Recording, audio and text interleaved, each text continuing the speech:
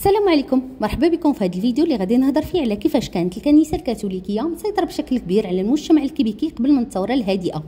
في هذه الفتره كل شيء كان كيدور في اطار الكنيسه اللي كانت كتحدد الحياه اليوميه والقيم وحتى القوانين اللي خاص الناس يتبعوها.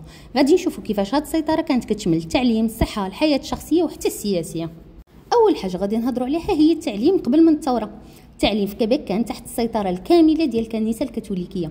المدارس من الابتدائي حتى الثانوي وحتى الكليات الكلاسيكيه كانوا كيتسيروا من طرف الرهبان والراهبات، وكانوا كيعلموا التلاميذ دروس خاصه بالتعليم الديني بحال الكاتيشيزم، واللي كيركز على القيم ديال الطاعه والانضباط والاحترام ديال القيم الدينيه.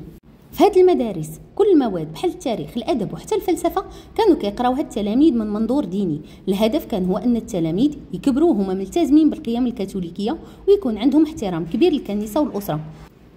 مثلا اطفال صغار كانوا كيتعلموا الاحترام الكبار، الطاعه، وضروره يكونوا مخلصين في حياتهم للكنيسه.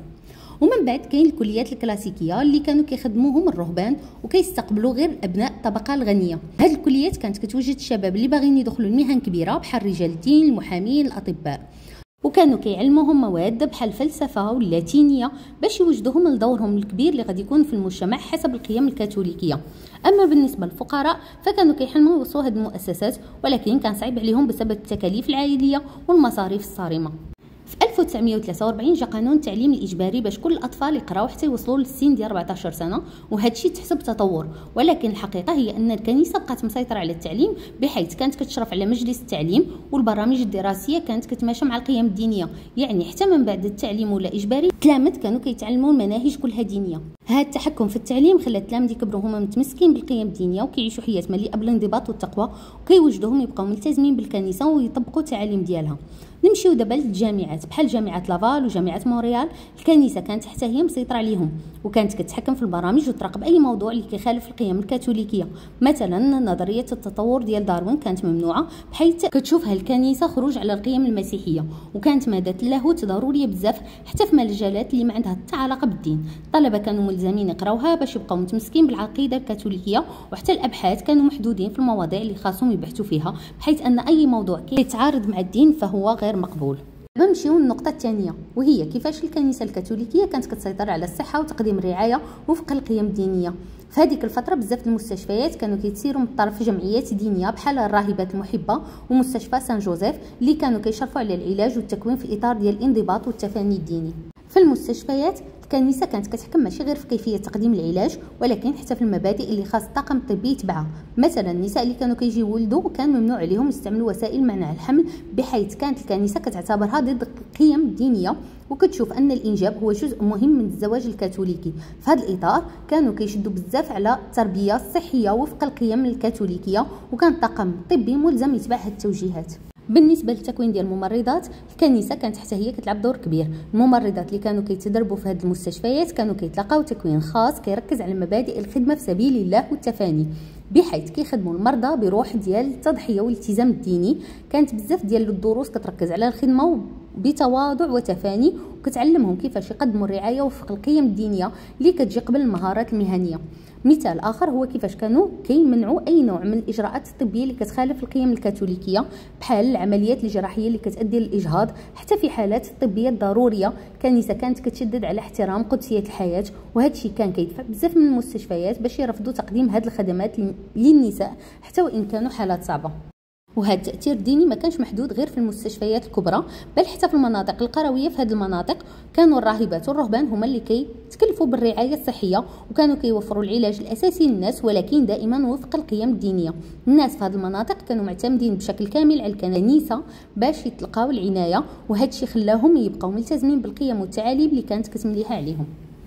دابا وصلنا للنقطه الثالثه، وهي كيفاش كانت الكنيسه الكاثوليكيه كتسيطر على المجتمع من خلال التحكم الاجتماعي ونشر القيم المحافظه. الكنيسه كانت كتلعب دور اساسي في تنظيم الحياه اليوميه للناس، وكانت كتروج للقيم المحافظه كتخلي المجتمع يعيش في اطار تقليدي محكوم بالاحترام والطاعه. اول حاجه كانت الكنيسه كتشجع على الالتزام بالقيم الاسريه التقليديه. الاسره كانت كتشوفها الكنيسه كعمود للمجتمع، واللي خاصها تكون مرتكزه على القيم ديال الانضباط والاحترام. في هذا النظام الاب هو رب الاسره، والام كان عندها دور رئيسي في تربيه الاولاد ورعايه البيت. كل شيء كان كيتعلم من الصغر كيفاش يكون عندهم احترام مطلق للاب، والتربيه كانت كتدور حول القيم الدينيه اللي كتحددها الكنيسه. واللي كانت تدير حصص دينيه وخطب في الكنائس كل اسبوع، واللي كانوا الناس كيتجمعوا فيها وكيسمعوا الخطب اللي كتاكد على ان قيم الطاعه والخضوع للسلطات الدينيه والمدنيه، بحال مثلا كانوا ديما كيهضروا على اهميه احترام الاب والزوجه الصالحه، وهكا كانوا كيخليو الناس ملتزمين بالقيم اللي كترعاها الكنيسه. بالنسبه للنساء، الكنيسه كانت كتشدد على الادوار التقليديه ديالهم، كانت كتفرض عليهم ان وظيفتهم الاساسيه هي الامومه ورعايه الاسره، واي طموح خارج هذا الاطار كان كيتوجه ليه انتقادات اجتماعيه. مثلا النساء اللي كان عندهم طموحات خارج البيت بحال التعليم او العمل كانوا كيعتبروهم خارجين على القيم اللي كتحددها الكنيسه، وكانت كتشوف ان المكان المناسب لهم هو البيت والاسره. وحتى العلاقات الاجتماعيه كانت تحت رقابه الكنيسه، مثلا كانت قواعد صارمه على اللباس والسلوك، بحيث النساء خاصهم يلبسوا لباس محافظ وما يبينوش بزاف ديال المناطق من الجسد ديالهم. كان ممنوع على الرجال والنساء انهم يقربوا من بعضياتهم بلا ما يكونوا مرتبطين بشكل رسمي، وهذا الشيء كان كينظم العلاقات وكيخلي المجتمع كيطبق اخلاق صارمه.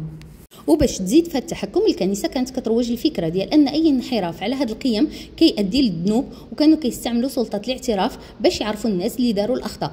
الاعتراف كان بحال وسيله كيخليوا بها الناس يبقاو خاضعين للكنيسه، حيث كانوا كيعرفوا ان اي خطا ممكن يتسجل عليهم. وبكل اختصار، هذه السيطره الكبيره اللي كانت عند الكنيسه على المجتمع الكيبيكي من التعليم والصحه وحتى الحياه الشخصيه خلت الناس يحسوا بان حياتهم محكومه بقواعد صارمه وما فيهاش حريه للتفكير الفردي، رغم ان الكنيسه كانت كتقدم خدمات مهمه بحال التعليم والرعايه الصحيه في المناطق النائيه، الا ان الشروط الدينيه اللي فرضتها عليهم خلاتهم يشعروا بضغط كبير. الناس كانوا مقيدين في اختياراتهم، سواء التعليم، الزواج، الصحه او حتى الافكار اللي خاصهم يتبعوها. هاد النقاط اللي ذكرت رغم انها كتوفر استقرار وقيم مجتمعيه، لكن خلقت تذمر لان المجتمع بدا كيبغي يتحرر من هاد القيود ويحصل على الحق باش يعيش حسب الاختيارات الخاصه ديالو بعيدا عن السيطره الدينيه الصارمه. وهنا بدات الثوره الهادئه اللي كانت بمثابه رفض لهاد الهيمنه، بدايه لواحد الحركه اللي كتهدف لتحقيق العلمانيه وفصل الدين عن الدوله. وبفضل هذا الثوره الهادئه كيبيك بدات كتطبق العلمانيه، واللي خلات كل فرد يعيش حسب اختياراته بعيدا عن القواعد الدينيه، وخلات المؤسسات التعليميه والصحيه تكون محايده دينيا وتخدم المجتمع ككل. وهنا نكون وصلت للنهايه ديال الفيديو. شكرا على المتابعه، نتمنى يكون الفيديو فاتكم. ما تنسوش تشاركوا ارائكم في التعليقات، ونتلاقاو في فيديو جديد قريبا ان شاء الله. الى اللقاء.